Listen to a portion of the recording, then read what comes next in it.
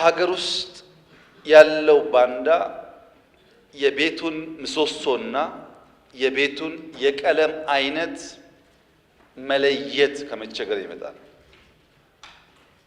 የዚህ ቤት ቀለም በአንዳንዶቻችን እይታ ነጭ መሆን አለበት፣ በአንዳንዶቻችን እይታ ቢጫ መሆን አለበት፣ በአንዳንዶቻችን እይታ ቀይ መሆን አለበት።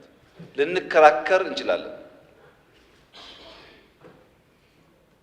የዚህ ቤት ቁመና በሚወስነው ምሰሶ ላይ ግን ሁላችንም የጋራ አቋም ከሌለን በቀር ምሰሶውን አፍርሰን ስለ ቀለም ብንጨቃጨቅ ግድግዳ በሌለበት መዳረቅ ነው የሚሆነው።